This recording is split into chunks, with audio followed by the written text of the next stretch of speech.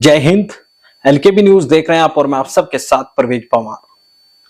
कैराना संसदीय सीट पर भारतीय जनता पार्टी और समाजवादी पार्टी पहले ही अपने उम्मीदवार के नाम का ऐलान कर चुकी है।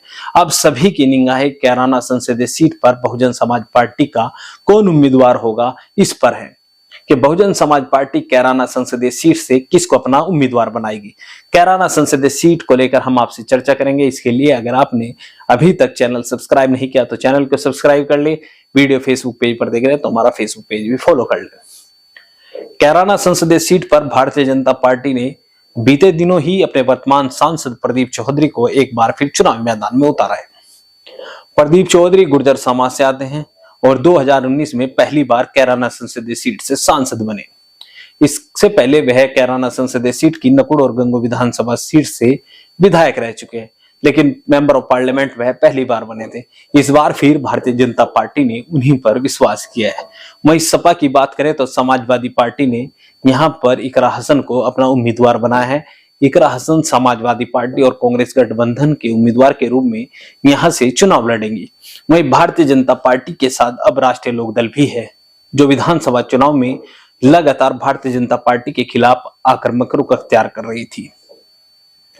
लेकिन इन सब के बीच कैराना संसदीय सीट पर बहुजन समाज पार्टी के उम्मीदवार पर सभी की निगाहें हैं। कैराना संसदीय सीट के हर मतदाता के मन में यह इच्छा है कि बहुजन समाज पार्टी का कौन उम्मीदवार होगा, वह यह जानना चाहता है। यह तो बहुजन समाज पार्टी हाईकमान तय करेगी, लेकिन जैसी जानकारी मिल रही है उसी को हम आपसे शेयर करेंगे। बहुजन समाज पार्टी से एक नाम चर्चाओं में है। चर्चाएं हैं कि बहुजन समाज पार्टी के टिकट पर जगाधरी, हरियाणा की जगाधरी विधानसभा सीट से विधायक रहे अर्जुन सिंह इस बार कैराना संसदीय सीट से चुनाव लड़ सकते हैं।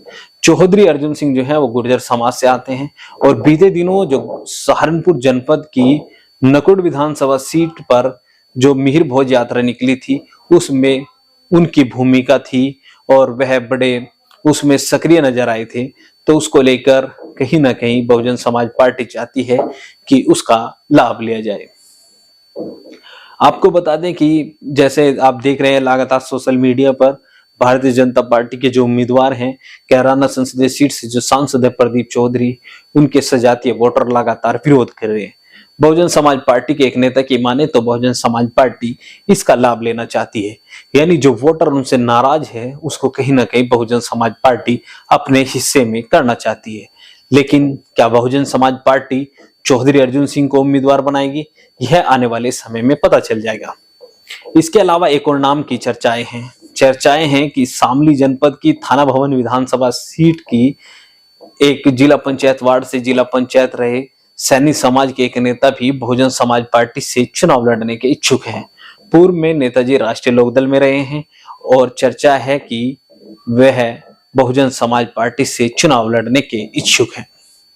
ऐसा बहुजन समाज पार्टी के जो संगठन से जुड़े लोग हैं उनके द्वारा बताया गया, लेकिन इसमें कितनी सच्चाई है यह सब आने वाले समय में पता चलेगा, क्योंकि बहुजन समाज पार्टी ने अभी कैराना संसदीय सीट पर अधिकृत रूप से कोई उम्मीदवार घोषित नहीं किया।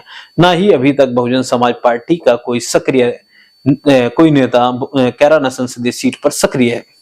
इसके अलावा एक और नाम की चर्चाएं हैं। बहुजन समाज पार्टी के एक नेता की माने तो पूर्व मंत्री हैं, बहुजन समाज पार्टी की सरकार में मंत्री रहे, भारतीय जनता पार्टी की सरकार में मंत्री रहे, कद्दावर नेता हैं, वह भी पिछड़े समाज से आते हैं, सैनी समाज से आते हैं, वह भी कैराना संसदीय सीट से बहुजन समाज पार्टी का टिकट चाहते हैं।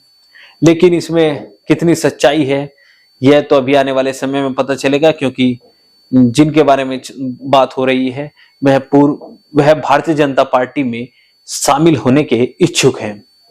तो क्या वह बहुजन समाज पार्टी के टिकट पर चुनाव लड़ेंगे या देर सवेर उनकी भारतीय जनता पार्टी में एंट्री हो जाएगी, यह भी देखने वाली बात होगी। कुल मिलाकर कैराना संसदीय सीट पर दिलचस्प मुकाबला होने जा रहा है और उसमें बहुजन समाज पार्टी की भूमिका पर सबकी निगाहें हैं, क्योंकि बहुजन समाज पार्टी संसदीय सीट पर बड़ी प्रभावी है। 2009 में इस संसदीय सीट से बहुजन समाज पार्टी के टिकट पर तबस्सुम हसन चुनाव जीती थी। वहीं 2014 के लोकसभा चुनाव में नाहिद हसन के चाचा कंवर हसन यहां से चुनाव लड़े थे और उन्हें लगभग 1.5 लाख वोट मिले थे। 2019 और 18 में तो उपचुनाव में किसी का गठबंधन नहीं था, लेकिन 2019 के लोकसभा चुनाव में बहुजन समाज पार्टी और समाजवादी पार्टी का गठबंधन था, इसलिए बहुजन समाज पार्टी ने कोई उम्मीदवार नहीं उतारा था। समाजवादी पार्टी ने तबस्सुम हसन को ही यहां से अपना उम्मीदवार बनाया था। लेकिन 2022 के विधानसभा चुनाव में जब प्रदेश भर में बहुजन समाज पार्टी के प्रति मतदाताओं में कोई उत्साह नहीं था, उस समय भी कैराना संसदीय सीट की अलग अलग विधानसभा सीटों में बहुजन समाज पार्टी के उम्मीदवारों को लगभग 1.5 लाख वोट मिला था। तो बड़ी तादाद बहुजन समाज पार्टी के परंपरागत मतदाताओं की संसदीय सीट पर है।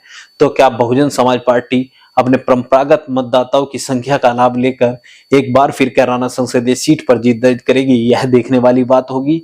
या बहुजन समाज पार्टी किसे अपना उम्मीदवार बनाती है और वह किस स्तर पर चुनाव लड़ता है, यह देखने वाली बात होगी। और कहीं ना कहीं इसी में ही कैराना संसदीय सीट की हार और जीत का अंतर तय होगा।